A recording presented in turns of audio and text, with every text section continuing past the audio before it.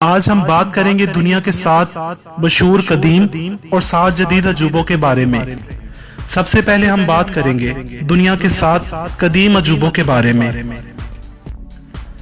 Number 1، pyramids of Egypt, اہرام مصر۔ اہرام حرم کی جمع ہے۔ حرم عربی زبان میں پرانی چیز کو کہتے ہیں۔ جب عربوں نے مصر فتح کیا تو ان کی سمجھ میں نہ آیا کہ یہ کیا چیزیں ہیں، اس لیے وہ ان کو اہرام یعنی پرانی چیزیں کہنے لگے۔ اہرام مصر قدیم مصری بادشاہوں یعنی فرعونوں کے مخروطی شکل کے مقبرے ہیں۔ ان میں سب سے زیادہ شاندار اور بڑے وہ 3 اہرام ہیں جو مصر کے دارالحکومت قاہرہ کے قریب گیزا کے میدان میں بنائے گئے تھے۔ سب سے بڑا حرم خوفو کا ہے۔ اس کی اونچائی 483 فٹ ہے اور یہ حرم 13 ایکڑ رقبے پر مشتمل ہے۔ دوسرا حرم خافرے کا ہے اور تیسرا حرم مینکور کا ہے۔ خوفو، خافرے اور مینکور ایک ہی خاندان کے لوگ ہیں۔ یہ رشتہ بالترتیب باپ، بیٹے اور پوتے کا ہے۔ اہرام مصر کی تاریخ تقریباً 4000 برس تک قائم رہی۔ یہ اہرام سن 2560 قبل مسیح کے دوران چوتھے فرعونی خاندان نے 20 سال کی مدت میں بنوائے۔ نمبر 2، the Colossus of Rhodes. Rhodes کا مجسمہ، سورج دیوتا اپالو کا یہ مجسمہ 2080 قبل مسیح کے مابین ایک یونانی بت تراش چارس نے بنا کر جزیرہ روڈس کی بندرگاہ پر نصب کیا تھا۔ یہ سارے کا سارا کانسی کا تھا۔ اس کے متعلق مشہور ہے کہ یہ اتنا چوڑا تھا کہ اس کی ٹانگوں کے درمیان میں سے جہاز گزرتے تھے، لیکن یہ بات صحیح نہیں۔ حقیقت یہ ہے کہ یہ مجسمہ 117 فٹ اونچا تھا، یعنی 19-20 آدمیوں کی اونچائی کے برابر، لیکن اس کی ٹانگوں کے درمیان زیادہ فاصلہ نہیں تھا۔ اسے 12 برسوں میں بنایا گیا تھا۔ ایک زبردست زلزلے نے 2024 قبل مسیح میں یہ بت گرا کر پاش کر دیا۔ 672 عیسوی میں ایک یہودی سوداگر 900 اونٹوں پر اس کے ٹکڑے لاد کر کہیں لے گیا اور پھر پتہ نہیں ان کا کیا ہوا۔ نمبر 3، ہینگنگ گارڈنز آف بیبیلون، بابل کے معلق باغات۔ یہ باغ بابل عراق کے بادشاہ نیبو شاد نژاد بخت نصر نے تقریباً 600 قبل مسیح میں دریائے فرات کے قریب بنوائے تھے۔ یہ اصل میں 5 منزلہ عمارت تھی۔ ہر منزل میں باہر کو نکلے ہوئے چبوترے تھے۔ ان چبوتروں پر مٹی کی موٹی تہ بچھا کر اس پر چھوٹے چھوٹے درخت، جھاڑیاں اور پھولدار پودے لگائے گئے تھے۔ دور سے دیکھنے پر ایسا لگتا تھا جیسے یہ باغ ہوا میں لٹکے ہوئے ہوں، اسی لیے انہیں بابل کے معلق لٹکے ہوئے باغ کہا جاتا تھا۔ یہ معلوم نہ ہو سکا کہ یہ باغ کسی زلزلے سے تباہ ہوئے یا حملہ آوروں نے انہیں تہس نہس کر دیا۔ نمبر 4، حلقہ نیسس آف موسولس، موسولس کا مقبرہ۔ ایشیائے کوچک میں کاریا نام کی ایک ریاست تھی جس پر ایک طاقتور بادشاہ موسولس حکومت کرتا تھا۔ جب وہ مرا تو اس کی بہن نے 350 قبل مسیح کے لگ بھگ اس کا ایک ایسا شاندار مقبرہ بنوایا جو اپنی خوبصورتی اور مضبوطی کی وجہ سے اس زمانے کے عجائبات میں گنا جاتا تھا۔ یہ ایک مستطیل نما عمارت تھی۔ اس کے چاروں طرف گول ستون تھے۔ ان ستونوں پر مخروطی چھت تھی۔ چھت پر ایک چھوٹا سا چبوترا تھا جس پر پتھر کا بنا ہوا ایک رتھ رکھا تھا۔ اس رتھ میں پتھر ہی کے تراشے ہوئے 4 گھوڑے جتے ہوئے تھے۔ یہ مقبرہ زلزلے سے تباہ ہو گیا۔ نمبر 5، دا اسٹیچو آف زیس، دیوتا زیس کا مجسمہ۔ دیوتا زیس کا یہ مجسمہ یونان کے ایک بت تراش فیدیاس نے تقریباً 2400 سال پہلے بنایا تھا۔ لوگ اس کی پوجا کرتے تھے۔ اس کی اونچائی 42 فٹ یا 13 میٹر تھی۔ جسم ہاتھی دانت کا اور جسم کے گرد لپٹی ہوئی چادر سونے کی تھی۔ جس تخت پر یہ بیٹھا تھا اس میں ہاتھی دانت، سونے کی اینٹیں اور قیمتی پتھر لگائے گئے تھے۔ بعد میں لوگ اسے اٹھا کر قسطنطنیہ لے گئے جہاں یہ آگ میں جل کر تباہ ہو گیا۔ Number 6، temple of Artemis, Artemis کا مندر۔ پرانے زمانے میں ایشیائے کوچک کے شہر افیسس میں دیوی آرٹیمس کا ایک چھوٹا سا مندر تھا۔ لاطینی میں آرٹیمس کو ڈائنا کہتے ہیں۔ 262 قبل مسیح میں کسی پاگل نے اس مندر میں آگ لگا دی جس سے یہ جل کر راکھ ہو گیا۔ شہر کے لوگوں نے چندہ جمع کر کے اس کی جگہ دوسرا مندر بنوایا جو پہلے سے بہت خوبصورت اور نہایت شاندار تھا۔ یہ مندر جسے یونان کے ایک راج دینوکرتیس نے بنایا تھا 418 فٹ اونچا اور 239 فٹ چوڑا تھا۔ اس کے آثار مسجد آیا صوفیہ استنبول میں دیکھے جا سکتے ہیں۔ نمبر 7 لائٹ ہاؤس آف الیگزینڈریا، سکندر اعظم کا روشنی کا مینار۔ سکندر اعظم نے مصر فتح کیا تو اس نے سمندر کے کنارے ایک شہر تعمیر کروایا جس کا نام اسی کے نام پر اسکندریہ رکھا گیا۔ اسکندریہ کے پاس ایک چھوٹا سا جزیرہ ہے جسے فاروس کہتے ہیں۔ سکندر اس جزیرے میں روشنی کا ایک مینار بنوانا چاہتا تھا تاکہ اسکندریہ کی بندرگاہ میں آنے والے جہازوں کو رات کے وقت راستہ دکھائی دے سکے، لیکن عمر نے وفا نہ کی۔ سکندر کے مرنے کے بعد اس کے ایک جنرل ٹالمی نے 3 صدی قبل مسیح میں جزیرہ فاروس میں 400 فٹ اونچا ایک مینار بنوایا۔ مینار کی 3 منزلیں تھیں۔ سب سے اوپر کی منزل میں کھڑکیاں تھیں جن میں رات بھر آگ جلتی رہتی تھی۔ آج سے 1200 سال پہلے اس کی اوپر کی منزل گر پڑی۔ 400 سال بعد اس کی دوسری منزل ڈھہ گئی اور 600 سال بعد ایک زبردست زلزلے میں بچی کچھ عمارت بھی زمین بوس کر دی۔ یہ تھے دنیا کے 7 قدیم عجائبات جن میں صرف اہرام مصر کے علاوہ باقی تمام عجائبات کا نام و نشان مٹ چکا ہے۔ اب ہم بات کریں گے دنیا کے موجودہ 7 عجائبات کی۔ نمبر 1 دا گریٹ وال آف چائنا، دیوار چین۔ حضرت عیسیٰ علیہ السلام کی پیدائش سے تقریباً 221 سال پہلے چین کے بادشاہ شی ہوانگ ٹی نے اپنے ملک کو دشمنوں کے حملوں سے محفوظ کرنے کے لیے شمالی سرحد پر ایک دیوار بنانے کی خواہش کی۔ اس دیوار کی ابتدا چین اور منچوکوں کی سرحد کے پاس سے کی گئی۔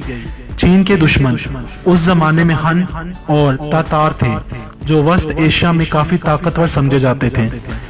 یہ دیوار خلیج لیاؤ تنگ سے منگولیا اور تبت کی سرحدی علاقے تک پھیلی ہوئی ہے۔ اس کی لمبائی تقریباً 1450 میل ہے اور یہ 20 سے لے کر 30 فٹ تک اونچی ہے۔ چوڑائی نیچے سے 25 فٹ اور اوپر سے 12 فٹ کے قریب ہے۔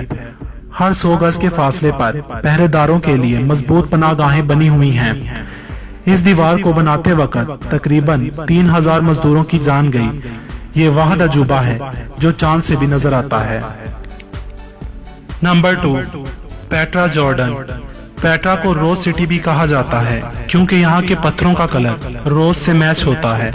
جنوبی لبنان میں واقع یہ جگہ پہاڑوں کو کاٹ کر بنائے ہوئے محلات کی وجہ سے دنیا بھر میں مشہور ہے۔